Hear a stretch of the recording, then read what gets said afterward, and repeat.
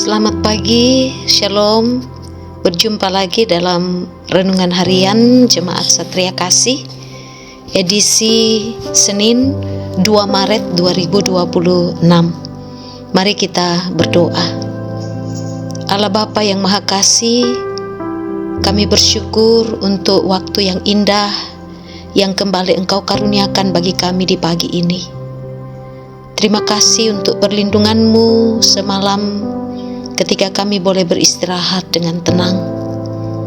Dan hari ini dengan semangat dan sukacita yang baru, Engkau berkenan membangunkan kami menyambut hari baru yang Engkau karuniakan. Sebelum kami memulai seluruh aktivitas kami rindu untuk membaca dan merenungkan kebenaran firman-Mu. Mohon Roh Kudus menolong kami, sehingga firman-Mu itu sungguh dapat kami mengerti dengan baik dan benar. Di dalam nama Tuhan Yesus kami berdoa. Amin. Bagian Alkitab yang akan kita baca pada hari ini terambil dari Injil Matius pasal 26 ayat 69 sampai 75. Diberikan judul Petrus menyangkal Yesus. Sementara itu Petrus duduk di luar di halaman, lalu datanglah seorang hamba perempuan kepadanya, katanya, "Engkau juga selalu bersama Yesus orang Galilea itu." Namun ia menyangkal di depan semua orang, katanya, "Aku tidak tahu apa yang engkau maksud." Ketika ia pergi ke pintu gerbang, seorang hamba perempuan lainnya melihat dia dan berkata kepada orang-orang yang ada di situ, "Orang ini selalu bersama Yesus orang Nazaret itu." Ia menyangkal lagi dengan bersumpah, "Aku tidak kenal orang itu." Tidak lama kemudian orang-orang yang ada di situ datang kepada Petrus dan berkata, "Pasti engkau juga salah seorang dari mereka. Itu nyata dari logatmu." Lalu mulailah Petrus mengutuk dan bersumpah, "Aku tidak kenal orang itu." Seketika itu juga berkokoklah ayam. Petrus pun teringat akan apa yang dikatakan Yesus kepadanya, "Sebelum ayam berkokok, engkau telah menyangkal aku 3 kali." Lalu ia pergi keluar dan menangis dengan sedih. Amin, firman Tuhan. Dari bagian Alkitab yang telah kita baca, kita akan merenungkannya dalam satu tema, Allah selalu mengasihi kita. Saudara-saudara yang diberkati Tuhan, Thomas Alva Edison pernah berkata, "Keberhasilan adalah 1% inspirasi dan 99% perspirasi atau keringat." Hal yang membuat mengapa Edison menjadi orang yang berhasil justru adalah kegagalannya. Ya, untuk menciptakan sebuah bola lampu listrik saja, ia harus melakukan lebih dari 2000 kali percobaan. Berarti pula ia telah lebih dari 2000 kali mengalami kegagalan. Kegagalannya tidak pernah menghentikannya untuk menjadikannya orang yang berhasil. Ia belajar lebih banyak lewat kekalahan dan kegagalannya daripada kemenangannya. Itulah sebabnya dunia mencatat namanya sebagai seorang yang paling cerdas di dunia. Tercapai tidaknya keberhasilan kita ditentukan pada saat kegagalan itu menimpa kita. Banyak orang cepat-cepat mengambil keputusan untuk menyerah kalah ketika ia harus mengalami sebuah kegagalan. Termasuk dalam hal seperti ini adalah hidup yang berkenan di hadapan Tuhan. Untuk mencapai kehidupan seperti ini bukanlah hal mudah dan dicapai dalam waktu sekejap saja. Tetapi kita akan melalui sebuah proses yang panjang dan tentu saja ada kegagalan.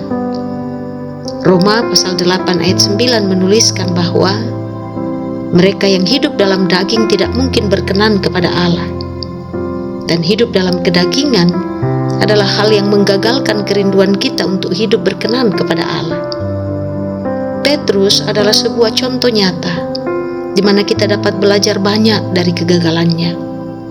Petrus seorang murid yang hidup sangat dekat dengan Yesus, dan saya yakin ini adalah keputusannya. Tapi sekali peristiwa, ia harus mengalami sebuah kegagalan yang boleh dikatakan sangat fatal bagi seorang seperti Petrus. Di hadapan orang-orang waktu itu, ia berani menyangkal bahwa dirinya tidak pernah mengenal Yesus, dan ia melakukannya 3 kali. Ia merasa sebagai orang gagal dan tak mungkin bangkit lagi. Tapi Yesus tetap mengasihinya. Dalam keadaan gagal, Allah tetap memberi kesempatan untuk bangkit dan belajar dari kegagalan itu. Dari kegagalannya, Allah telah memakai dirinya menjadi alat yang luar biasa. Dan hari ini pun, Tuhan ingin melakukannya bagi kita. Tidak peduli berapapun jumlah kegagalan kita, hari ini kesempatan itu diberikan Allah bagi kita. Berdoalah, Allah mengasihi kita. Dari kegagalan, Allah akan mengubah kita menjadi alat yang luar biasa baginya. Amin, firman Tuhan. Mari kita berdoa. Terima kasih Bapa, Engkau telah berkenan memperdengarkan firman-Mu kepada kami. Kiranya Roh Kudus yang tetap menolong kami untuk merenungkan lebih dalam lagi kebenaran firman-Mu ini, sehingga ketika kami mengalami kegagalan, kami tidak mudah menyerah dan putus asa, sebab kami percaya Engkau Allah yang selalu mengasihi kami.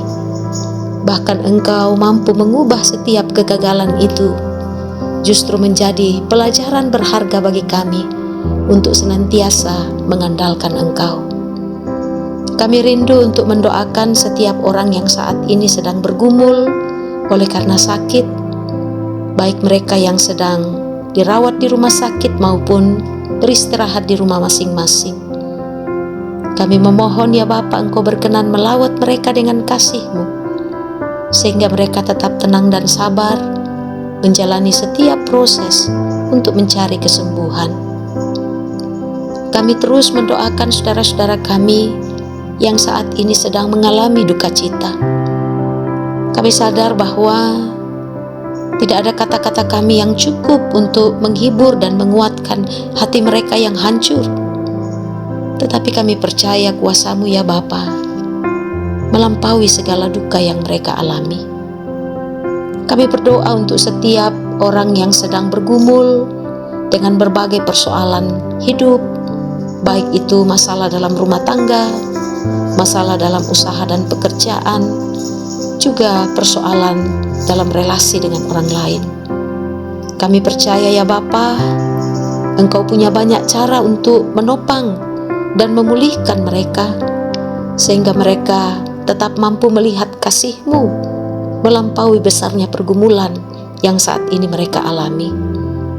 Kami tetap mendoakan para orang tua kami dalam menjalani masa tua dan masa pensiun. Kiranya Tuhan tetap memelihara, menjaga, memberkati kehidupan mereka dengan memberikan sukacita iman di dalam menikmati masa tua.